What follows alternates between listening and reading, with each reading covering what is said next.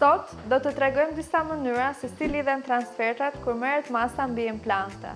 Këtu kemi 4 raste të ndryshëm nga 4 mjekë të cilët kanë bërë lidhje transfertash të ndryshme nga njëra tjetra dhe do shohim bashkë se cilat janë mirë dhe cilat janë keq dhe mënyrën se si ata i kanë marrë.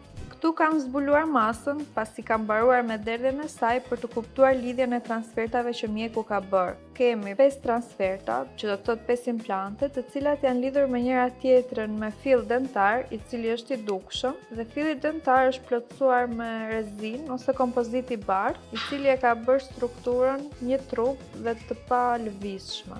Nëse e provojmë, transfertat nuk lëvizin dhe janë shumë të forta.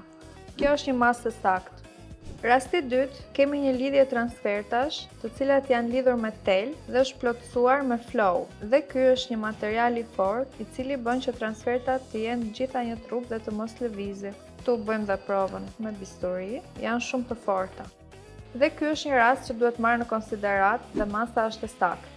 Rasti i tretë, kemi një lidhje me fill dhe me flow. Ndryshe nga dy të parat, tu nuk kemi një strukturë totale, por kemi implante të ndara të kombinuara me kulte. Tu transfertat janë të palëvizshme dhe kjo masë është e saktë, sepse transfertat nuk lëvizin dhe janë lidhur shumë fort me njëra tjetrën.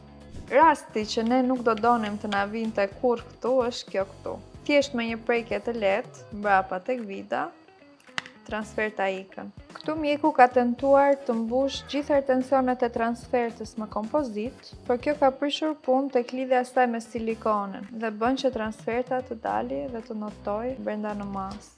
Ky është një nga rastet më të gabuara që ne na vijnë masat, të cilat duhen kthyer menjëherë mbrapsh dhe duhet marrë masë e re, sepse vazhdimi i kësaj pune do të ishte i gabuar dhe punimi nuk do dilte i saktë.